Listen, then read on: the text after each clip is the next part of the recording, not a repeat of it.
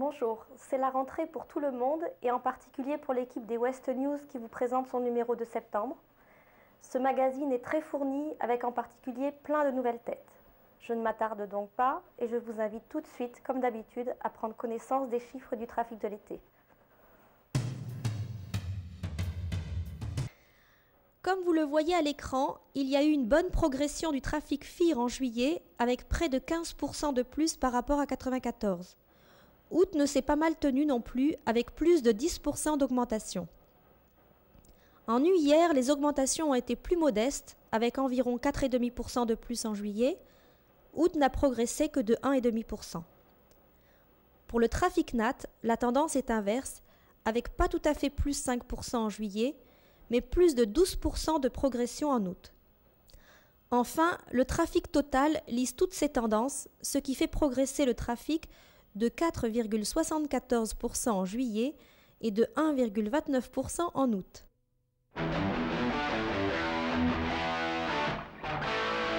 Je suis donc le lieutenant de vaisseau Bourris, Michel. Je suis officier spécialisé de la marine, breveté contrôleur d'aéronautique. Et je commande donc le CC Mar Atlantique depuis la semaine dernière, depuis le 7, jeudi 7 septembre. J'arrive de la direction de la circulation aérienne militaire à Taverny, où pendant 2 ans, j'étais affecté au bureau réglementation procédure. Je suis originaire de Sibiril, à côté de Saint-Paul-de-Léon, entre Plougoulm et comment dirais-je, et Cléder. Je suis content de retourner au pays, en fin de compte. Oui, j'étais à la DIRCAM, j'ai eu quelque peu l'habitude de côtoyer donc les collègues de la DNA. Néanmoins, effectivement, je pense que le radar de Bretagne a ce site particulier qu'on y retrouve aussi bien l'armée de l'air, le CEV et bien entendu le CRNA. Je crois que ce sera une expérience intéressante. Voilà. Bien, bonjour colonel, vous vous appelez je crois Jean-Jacques Monod et vous êtes le nouveau commandant du CDC. Je suis le lieutenant-colonel Monod, commandant le centre de détection et de contrôle 08927 de Brest depuis le 29 août 1995. Auparavant, j'étais affecté ici comme chef des opérations, puis comme commandant second de l'unité. Je suis un contrôleur de défense aérienne de formation. J'étais successivement affecté à Contrexéville, puis à Lyon-Montberdin, et ensuite à l'état-major de la défense aérienne, où j'ai traité des problèmes de circulation aérienne et de sécurité des vols.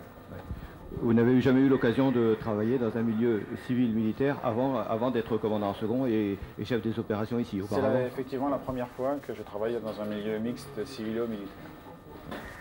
Bien. Votre prise de fonction comme commandant du CDC ici a correspondu à peu près à la mise en place du plan Vigipirate.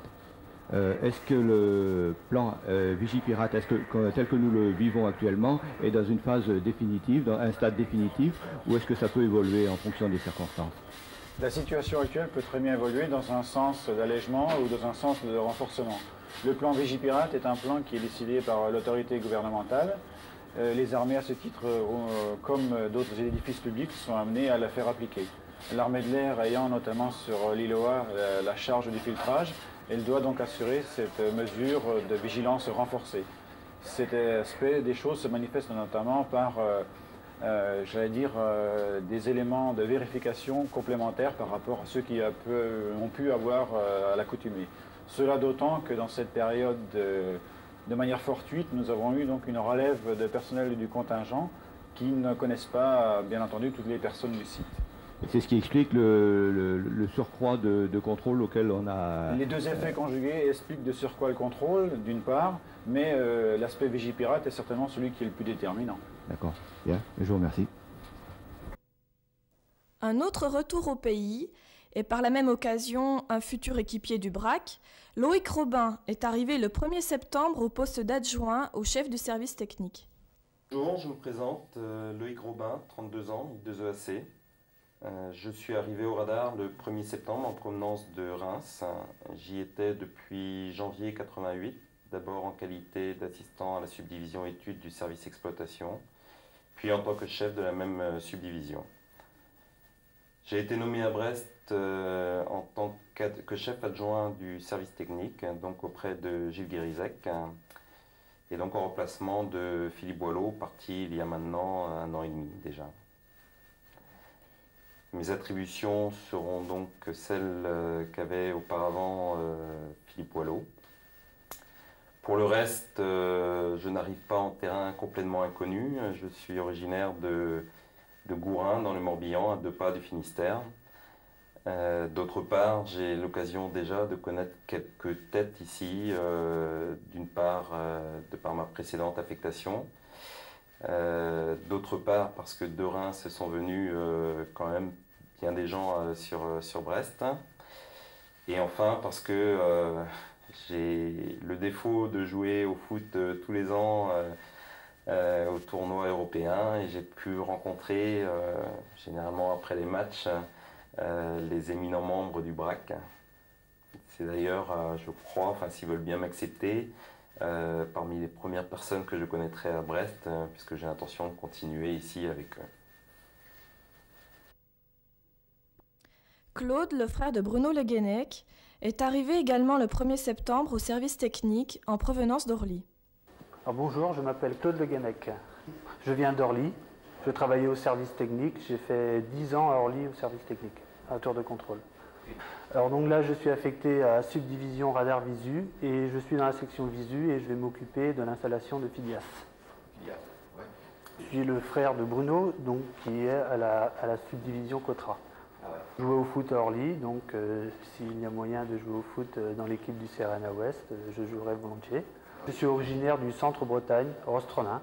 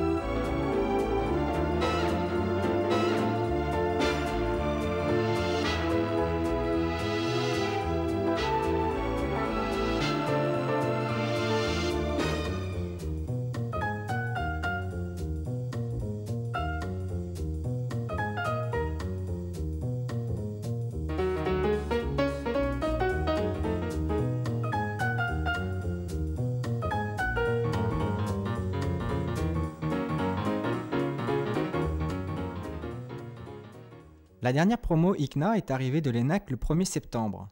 Cette 93C est composée de 3 anciens T2EAC, issus d'une même promo TAC et d'un jeune. C'est par lui que nous allons commencer les présentations. Gwenaël est natif de Porspoder, ce qui l'a prédisposé à préférer les sports de glisse, surf, funboard et même snowboard. Jean-Luc est de Saint-Paul-le-Léon. Après s'être expatrié à Reims et à Toulouse, il est de retour dans son fief. C'est avant tout un grand amateur de vin et de bonne chère. Après les garçons, voici Hélène, née au pays des petits lus, du gros plan et des Canaries. C'est une sportive qui affectionne particulièrement le tennis de table. Roxane, enfin, la plus discrète du groupe, n'a pas de passion particulière, mais apprécie toutes les bonnes choses de la vie.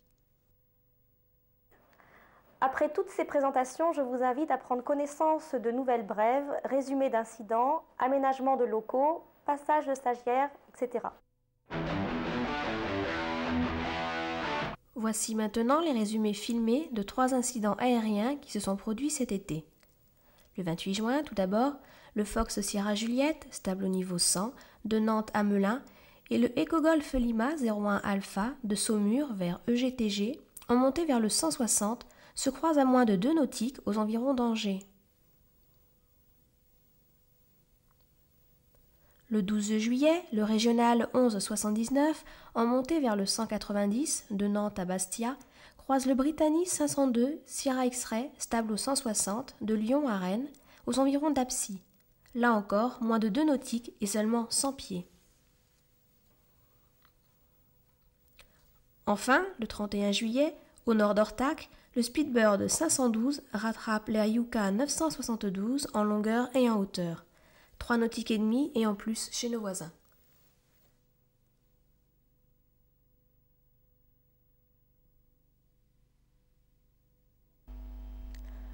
Bonne nouvelle dans une édition du Télégramme fin juillet où nous apprenons que tout le monde dans la région de Guiscrif est décidé à allonger la piste de l'aérodrome. La DGAC semble prendre l'affaire très au sérieux puisque, selon l'article, elle est prête à installer un radar à Saint-Goazec.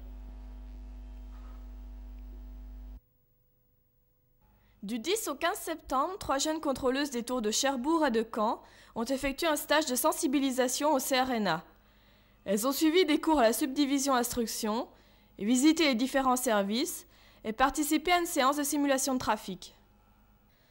De nouveaux locaux sont mis à la disposition des syndicats au premier étage de la passerelle menant au bâtiment radar. Ils sont isolés du ronronnement stimulant de l'antenne. Notons au passage que les boîtes à lettres des associations et des syndicats se trouvent à proximité. Notre BTIV local a été délesté de toutes les tâches touchant au dépôt et à la transmission des plans de vol depuis la mise en service du BRIA de Nantes le 12 juillet dernier. Il se consacre maintenant pleinement au suivi des vols VFR en attendant d'être associé à de nouvelles tâches qui sont encore au stade de la discussion. La salle de contrôle a pris cet été son aspect définitif avec l'installation des derniers meubles qui sont encore en cours d'équipement. La position FMP, quant à elle, est opérationnelle et attend sa mise en service. Voilà, ce magazine touche à sa fin, mais avant de nous quitter, je vous propose d'embarquer sur l'Antarctica. Ce grand voilier a quitté les pontons de Brest en août et nous étions là pour filmer l'événement. Au revoir et à bientôt. Il y avait beaucoup de monde et beaucoup de caméras le 2 août au Moulin Blanc pour assister à un de ces départs océaniques dont Brest est maintenant familier.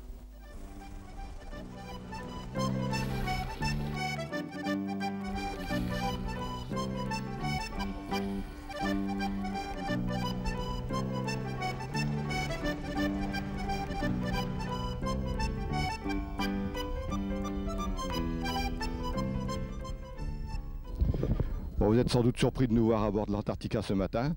Il y a 3 raisons à notre présence sur ce bateau. Je vous dis d'abord que nous sommes le 2 août. Le temps derrière moi ne le montre pas vraiment, mais enfin c'est comme ça, le 2 août. Et l'Antarctica va quitter le port de plaisance du Moulin Blanc dans quelques minutes, dans 20 minutes, pour le Spitzberg. Alors le Spitzberg c'est au nord, c'est très au nord. C'est encore plus au nord que Bréa, paraît-il. Et ce bateau va aller se faire prendre dans les glaces pour qu'une équipe de savants, de scientifiques, disons, qui est embarquée à bord, puisse étudier la dérive du pack glaciaire. Bon, alors pourquoi on est ici? D'abord parce que c'est un événement un petit peu important quand même. C'est un bateau qui utilise des moyens de navigation que nous allons utiliser bientôt aussi. Et puis des raisons plus humaines, disons. Le commandant de bord de ce bateau, c'est Yann Danguy des Déserts.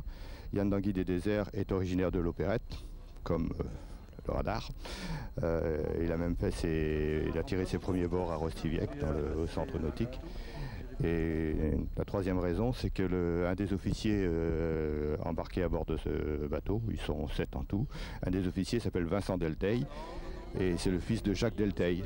Et les anciens du contrôle connaissent Jacques Delteil, qui était chef d'équipe au CCR Nord depuis les années 50 et ensuite chef d'équipe au CCR de Bordeaux. C'est une 3e mission Antarctica. Après la première se nommait Antarctica dans le pôle sud, la 2e Erebus et cette 3e Océan polaire. Nous partons de Brest aujourd'hui pour aller d'abord à Oslo, en Norvège, donc faire une petite remontée dans les fjords norvégiens et nous allons hiverner au Spitzberg, donc, qui est un archipel un petit peu au nord de la Norvège, sur les 80 degrés de latitude nord. Nous allons hiverner et nous faire prendre par les glaces pendant 10 mois, le retour étant prévu au printemps vers mai-juin. Donc cette expédition est en fait une répétition générale d'une grosse expédition qui va durer 3 ans et qui est prévue pour 97 à peu près, dans laquelle le bateau va remonter l'Alaska, passer le détroit de Bering et se faire prendre dans les glaces au nord du détroit de Bering pour se laisser dériver, comme le fit le Fram involontairement, se laisser dériver dans les glaces tout au long du pôle nord de l'océan Arctique, pour ressortir donc 3 ans après. Le bateau n'a jamais été pris dans les glaces comme ça pour un hivernage, et avant de partir pour 3 ans et de partir sans savoir où on va faire une petite répétition donc au Spitzberg, dans un fjord qui est très dur au niveau climatique. On va avoir une période là au mois de octobre-novembre, où le bateau va être tantôt pris par les glaces, tantôt va être à nouveau dans une mer libre, avec les dépressions de l'Atlantique qui finissent dans le fjord. Sinon, il y a aussi l'aventure humaine, quoi, hein. On va vivre les uns sur les autres, une douzaine en gros, les uns sur les autres pendant 10 mois. Enfin, il va y avoir des rotations dans des conditions dures. Il va y avoir des ours, il va y avoir du froid, du blizzard, et surtout la nuit aussi. C'est assez. Il faut s'y préparer un peu psychologiquement. Voilà. L'intérieur de l'Antarctica est exigu et spartiate, à part le carré qui a été conçu avec un soin particulier pour favoriser la convivialité. La cuisinière habituelle va faire le voyage. Elle dispose d'un équipement complet et les vivres embarqués sont prévus pour les 10 mois de l'expédition.